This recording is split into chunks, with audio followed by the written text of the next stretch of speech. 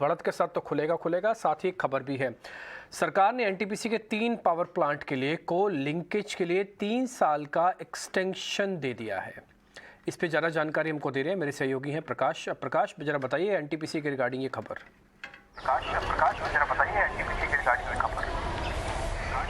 देखिए, ऐसे समय में जब देश में कोल की डिमांड में बढ़ोतरी हो रही है, चाहे वो पावर सेक्टर हो, नॉन पावर सेक्टर हो, ऐसे समय में एनटीपीसी के लिए राहत की खबर है, क्योंकि स्टैंडिंग लिंकेज कमेटी ने एनटीपीसी के 3 पावर प्लांट्स के लिए जो ब्रिज लिंकेजेज हैं कोल के लिए, उसको एडिशनल एक्सटेंशन देने का फैसला किया है।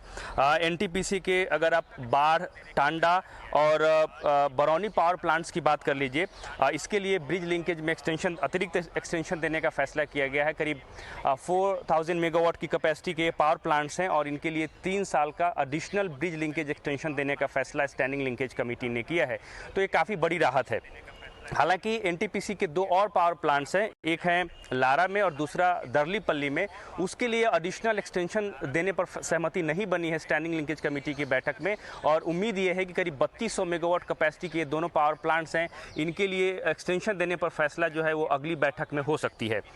हालांकि ऊर्जा मंत्रालय ने इस बात की सिफारिश की थी कि कम से कम 5 साल का जो ब्रिज लिंकेज एक्सटेंशन है कोल के लिए, वो इन पावर प्लांट्स को दिया जाए। लेकिन नीति आयोग की सिफारिश ये थी कि अधिकतम 3 साल का ही अतिरिक्त एक्सटेंशन जो है bridge linkage extension in power plants को देना चाहिए। खासकर इस बात को ध्यान में रखते हुए कि अगर आपको कोल ब्लॉक से जल्दी प्रोडक्शन करना है, उसके ऑपरेशनलाइजेशन में तेज़ी लानी है, तो आपको अधिकतम 3 साल का ही एक्सटेंशन देना चाहिए। कोल इंडिया ने भी नीति आयोग की सिफारिश पर सहमति जताई और कहा कि अधिकतम एक्सटेंशन 3 साल का ही होना चाहिए। इस बात को ध्यान में रखते हुए स्टैंडिंग लिंकेज कमेटी ने 3 साल के ही एक्सटेंशन पर सहमति जताई और वही 3 साल का एक्सटेंशन जो है इन पावर प्लांट्स को दिया गया। हालांकि अगली बैठक में कुछ और फैसले होंगे और एनटीपीसी को और राहत मिल सकती है। एनटीपीसी को राहत मिल सकती है, ये बता रहे हैं हमारे सहयोगी प्रशांत दीक्षित। इनफैक्ट एनटीपीसी के स्टॉक को लेके आइए जरा। एनटीपीसी, आप बिलीव नहीं करेंगे कि 11 साल के हाईएस्ट लेवल पे आ गया है। मीठे मीठे में चलता है 50 पैसे एक दिन में, कभी कभी उतना भी नहीं, लेकिन आप देखिए 175 रुपये पे आ गया है। ये 11 ईयर हाई, ये देखिए 2010 का भाव।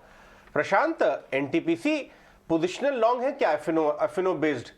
क्योंकि जो इसमें बदलाव आया है स्टॉक में, अब ये वो बोरिंग स्टॉक नहीं रह गया जो चलता ही नहीं है। 11 साल के हाई पे आ गया, किसी ने ध्यान भी नहीं दिया।